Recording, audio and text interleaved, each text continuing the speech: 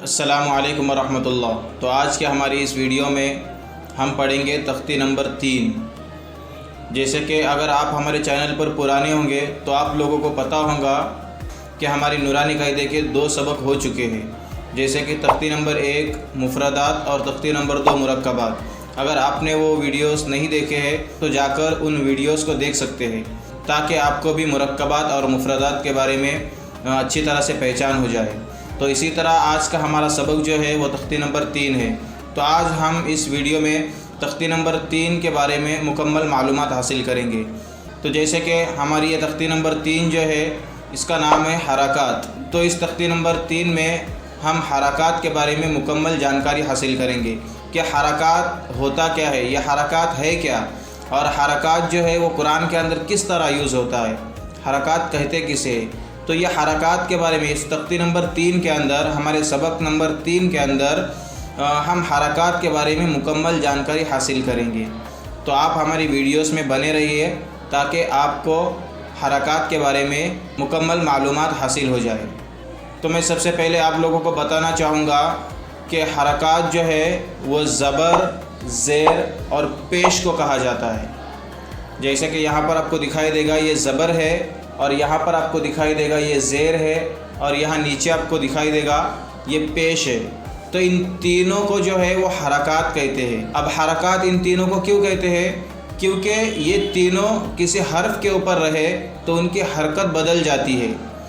जैसे कि ये है बा, तो इसके ऊपर अगर हम ज़बर देते हैं, जैसे कि इसके ऊपर ये ज़बर आ गया, तो अगर इसके ऊपर हम ज़बर देंगे तो ये ब हो जाएगा।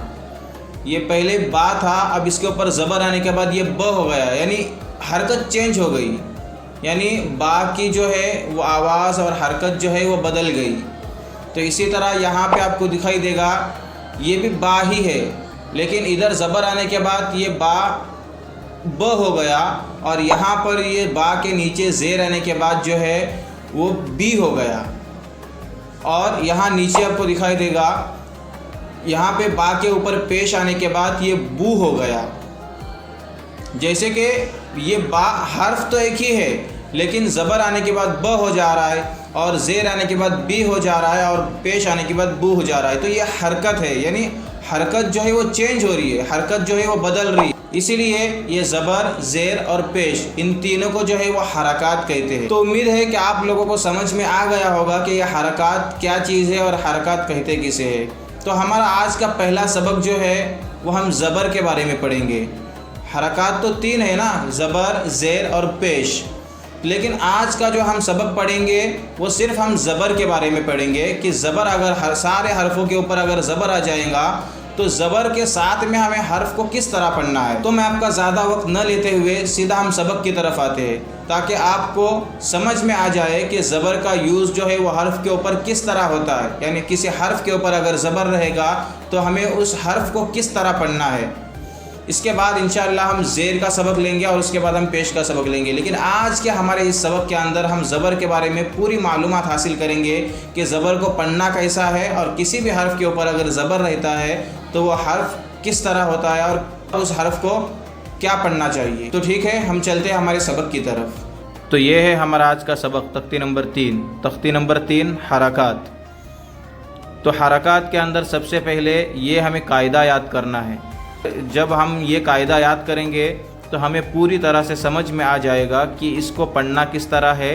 इस कायदे को मैं मेरे डिस्क्रिप्शन में दे दूँगा, तो आप वहाँ से उस कायदे को या तो स्क्रीनशॉट ले सकते हैं, याद कर सकते हैं, ताकि आपको समझ में आ जाए कि ज़बर को किस तरह पढ़ना है, ज़ेर को किस तरह पढ़ना है और पेश को किस तरह पढ़ना है। तो मैं आपको एक मरतबा ये कायदा पढ़ के सुना देता हूँ, ताकि आपको आसानी से समझ में आ जाए, पढ़ते वक्त कोई मुश्किल ही ना हो, कोई परेशानी ना हो। तो ये कायदा है ज़बर, ज़ेर, पेश को। ये तख्ती नंबर 3 है हरकात। तख्ती नंबर 3 हरकात। ज़बर, ज़ेर, पेश को हरकात कहते हैं। ज़बर, ज़ेर, पेश को हरकात कहते हैं। ज़बर, ज़ेर, पेश को जल्दी पढ़े, थोड़ा भी ना खींचे। ज़बर, ज़ेर, पेश को जल्दी पढ़े, थोड़ा भी ना खींचे। थोड़ा भी नहीं खींचना है, ज़बर को भी, ज़ेर को भी और पेश को भी थोड़ा भी नहीं खींचना है, जल्दी पढ़ना है। ज़बर, ज़ेर, पेश को जल्दी पढ़े, थोड़ा भी ना खींचे। ज़बर की आवाज़ हमेशा ऊपर की तरफ जाती है। ज़बर की आवाज़ जो है वो हमेशा ऊपर की तरफ जाती है। और इसके बाद इस कायदे के अंदर बताया गया है कि अलिफ जो है वो हमेशा खाली होता है और जो अलिफ खाली ना हो वो हमज़ा है। तो मैं आपको इस कायदे का मतलब बता देता हूँ कि अलिफ जो है, जैसे कि हमने ये पीछे का जो सबक पढ़े हैं इसके अंदर हमने ये पढ़े ना, अलिफ अंदर ये अलिफ जो है, ये अलिफ जो है वो हमेशा खाली होता है। यानी जब भी ये खाली हो, यानी खाली का मतलब क्या है कि इसके ऊपर और नीचे कुछ नहीं हो, ऊपर और नीचे कुछ भी नहीं है तो ये खाली है। अगर इसके ऊपर या नीचे कुछ भी आ जाएगा तो ये खाली नहीं रहेगा। इसीलिए यहाँ पे ये बताया गया है कि जो खाली हो उसको अलिफ पढ़ेंगे और जो खाली ना हो वो हमज़ा होगा। जैसे कि वहाँ पे पीछे हमने देखे कि ये खाली है तो इसको हम अलिफ पढ़ेंगे, ये खाली है यानी ऊपर और नीचे कुछ नहीं है तो इसको हम अलिफ पढ़ेंगे। और यहाँ पे हम देखेंगे कि ये अलिफ जो है वो खाली नहीं है, इसके ऊपर जो है वो ज़बर आ गया, इसके ऊपर जो है वो ज़बर आ गया, इसलिए इसको अलिफ नहीं पढ़ेंगे, इसको हमज़ा पढ़ेंगे। ये एक बात जो है वो आपके ध्यान में होना बहुत ज़रूरी है और इसको जानना और इसको पहचानना बहुत ज़रूरी है। तो इसलिए इसको अपने जहन नशीन कर ले कि जो अलिफ खाली होता है वो अलिफ है और जो खाली नहीं है वो हमज़ा है। ये कायदा जो है वो आपको यकीनन याद करना है। ये ज़बर को समझने के लिए इस कायदे का याद होना बहुत ज़रूरी है।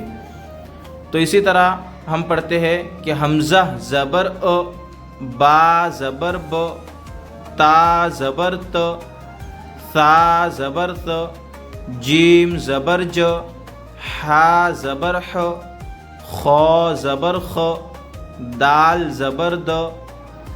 यानी कैसा, इनके ऊपर अगर ज़बर आ जाए तो ये अ हो जाएगा, बा के ऊपर ज़बर आएगा तो ब हो जाएगा, ता के ऊपर ज़बर आएगा तो त हो जाएगा। तो इसी तरह हम आगे बढ़ते हैं, ज़ाल ज़बर ज़, रौ ज़बर र, ज़ा ज़बर ज़, सीन ज़बर स, शीन ज़बर श, सौद ज़बर स, दौद ज़बर द, तो ज़बर तो, ज़ौ ज़बर ज़, ऐन ज़बर अ, गैन ज़बर ग, फ़ा ज़बर फ़, क़ाफ ज़बर क़, काफ ज़बर क, लाम ज़बर ल, मीम ज़बर म, नून ज़बर न, वाव ज़बर व, हा ज़बर ह, हमज़ा ज़बर अ, या ज़बर य, या ज़बर य। तो इस तरह आपको पढ़ना है।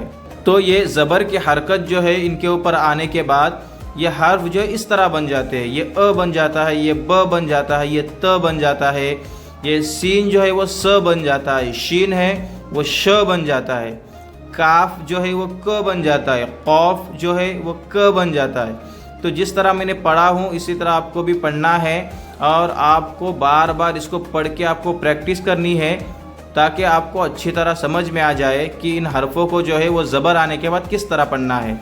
तो इसी तरह हम आगे का लेंगे। 3 चीज़ें बहुत ज़रूरी है, इसको पढ़ने के लिए 3 चीज़ें बहुत ज़रूरी है ताकि आपको ये अच्छे से समझ में आ जाए। और वो 3 चीज़ें क्या है, पहले हिज्जे करना है, उसके बाद इजरा करना है और उसके बाद रवानी पढ़ना है। तो इसके हिज्जे कैसे करेंगे, दाल ज़बर, जैसे हमने इधर किए वैसा ही, जैसा हमने इधर पढ़े हैं एक एक हर्फ को, इसी तरह एक एक हर्फ जो है वह हमें इधर यहाँ पे पढ़ना है। तो यहाँ पे कैसा पढ़ेंगे, दाल ज़बर द, रौ ज़बर र, द र। 2 हर्फ पढ़ने के बाद उसको पीछे से मिलाना है। फिर जब हम तीसरा हर्फ पढ़ेंगे तो हमें फिर पीछे से मिलाकर यहाँ तक पढ़ना है।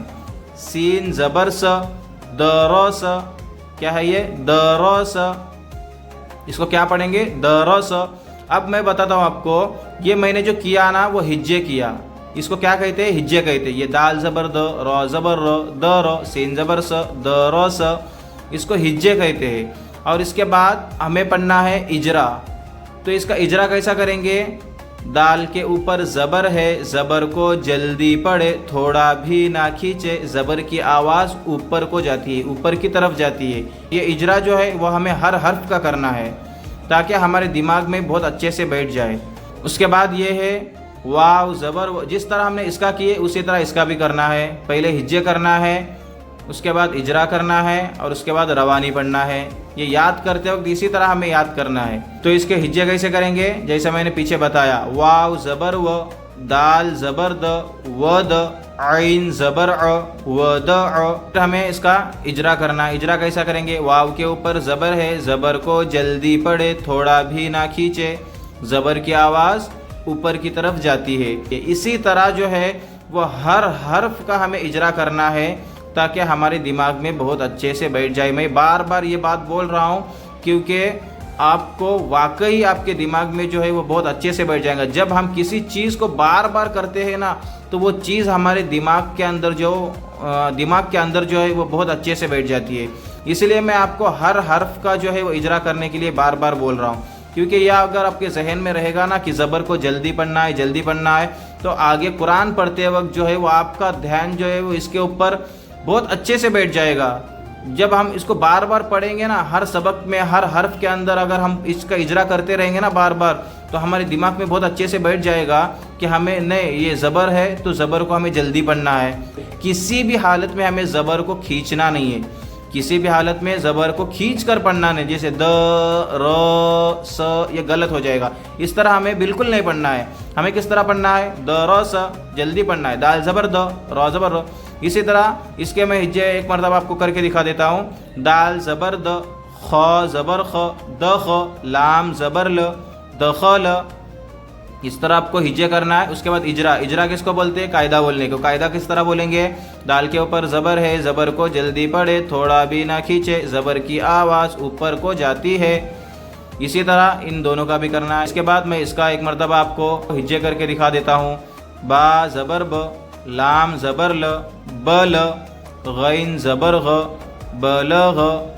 ठीक है, फिर इसका इजरा करना है जिस तरह मैंने पीछे बताया। उसके बाद रवानी पढ़ना है। रवानी किसको बोलते हैं, डायरेक्ट पढ़ने को बोलते हैं। तो इसी तरह मैं आगे के हिज्जे लेता हूँ। वाव ज़बर व, जीम ज़बर ज, व ज, दाल ज़बर द, व ज द। फिर इसका इजरा करना है और उसके बाद रवानी पढ़ना है।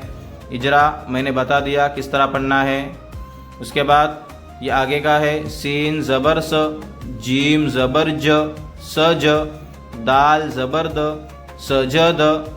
हमें खींचना नहीं है, बिल्कुल खींचना नहीं है। मैंने पहले ही आपको बता दिया कि ज़बर को जो है वो बिल्कुल हमें खींचना नहीं है और किस तरह पढ़ना है हर हर्फ वो यहाँ पे बता दिया हूँ। तो इसी तरह जिस तरह हम यहाँ पे हर्फ पढ़ेंगे उसी तरह हमें नीचे भी पढ़ना है, बस ये मिले हुए हैं। एक मरतबा मैं आपको रवानी पढ़ के दिखा देता हूँ कि रवानी किस तरह पढ़ना है। रवानी किसको कहते हैं, डायरेक्ट पढ़ने को। जैसे हिज्जे अलग अलग पढ़ने को, यानी दाल ज़बर द, र ज़बर र, द र, सीन ज़बर स, द र स, इसको हिज्जे कहते हैं। और कायदा बोलने को इजरा कहते हैं। जैसे कि दाल के ऊपर ज़बर है, ज़बर को जल्दी पढ़े, थोड़ा भी ना खींचे, ज़बर की आवाज़ ऊपर को जाती है, इसको जो है वो इजरा कहते हैं। और रवानी किसको कहते हैं, डायरेक्ट पढ़ने को। जैसे द र स, ये डायरेक्ट मैंने पढ़ दिया तो ये द र स हो गया।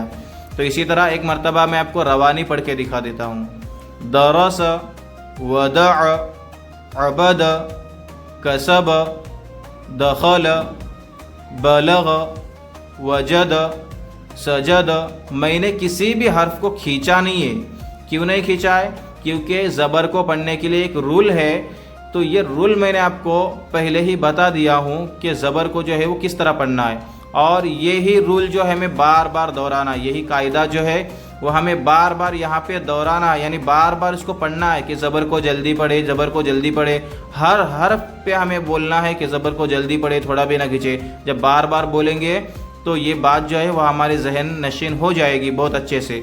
इसीलिए मैं आपको बार बार यही बात 1000 बार बोल रहा हूँ, क्योंकि आप जो है वो इसके ऊपर ज़्यादा तवज्जो दें। तो ठीक है, तो इसके बाद ये सबक जो है वो आपको बार बार घर पे पढ़ना है ताकि आपको अच्छे से याद हो जाए और इसको जो है वो आप अच्छे से पढ़ सके। अगर आप सुनाना चाहते, ये सबक को आप सुनाना चाहते हैं तो इस वीडियो के नीचे आप कमेंट कर सकते हैं। इंशाल्लाह मैं आपके कमेंट का जवाब ज़रूर दूंगा और पर्सनली गाइड करूंगा और आपको वीडियो कॉलिंग के ज़रिए या फिर लाइव क्लास के ज़रिए मैं आपका सुनूंगा। तो ठीक है, मिलते हैं इंशाल्लाह हम हमारे अगले सबक में। अस्सलामु अलैकुम वरहमतुल्लाह।